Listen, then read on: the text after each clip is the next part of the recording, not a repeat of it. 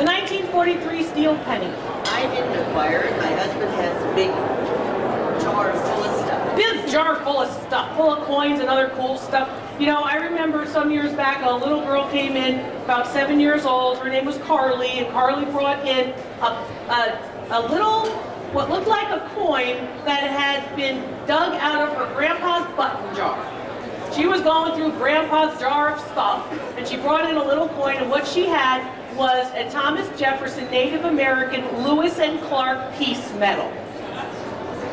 Dated all the way back to the Lewis and Clark expedition, and Grandpa picked it up somewhere and threw it in a jar, and one day that little kid was digging through the jar, and her little sister, her big sister was with her, the 9-year-old was sitting next to her with some little bottle, you know, and the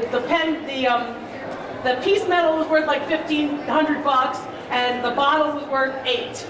And her big sister was like, wow, this stinks. You know, because the big sisters usually have the better stuff, and the little one was really happy. That little girl actually went on years, this is how long I've been doing this, years later, and she amassed a Western art collection that's really pretty darn good. So it was great. Back to your steel penny. Your 1943 steel penny was made because during World War II, of course, we have to use all of those types of materials, the copper and such, for the war effort. So steel pennies were introduced. They're relatively rare. They do pop up. Some people have held on to them, and they're worth about $35. Thanks. How'd you acquire this? Husband got it for graduation. Your husband got this gold coin for graduation. Father got it for graduation. Oh, I'm sorry. His father got it for graduation. Your husband's father got it for graduation. This is an 1881 Liberty Gold coin, and it is indeed in circulated shape, but not too tough. It hasn't been really roughed up too much. It is solid gold, and this particular 1881 circulated coin is worth today anywhere between $85 and $95. Where do you keep it? Home in the drawer. Home in a drawer.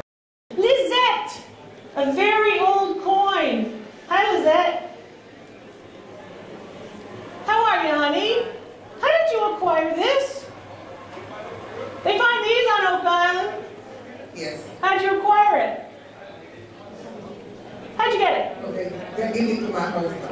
Somebody gave it to your husband? Yes, long time. Long time ago. So, what do you know about it? Was your husband here in Texas? Yeah, but he passed away. I'm sorry? Yes, he was. He was here in Texas when he got it? Okay.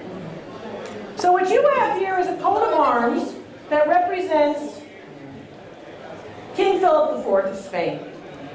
And what you have here is sometimes called a piece of 8, or 8 reales. This is a very old Spanish colonial coin. It is in poor condition. Very difficult for you to see the imprint or the stamp.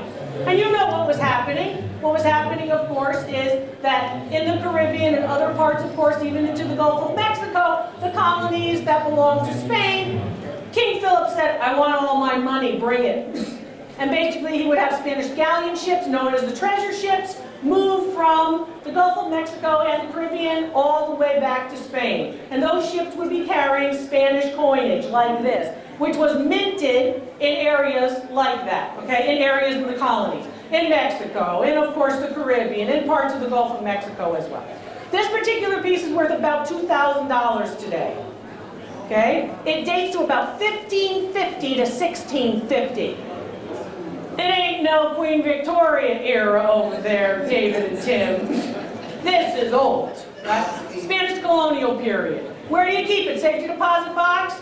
Your underwear drawer? You can hide lots in the underwear drawer. And if you have big underwear like me, you can hide even more.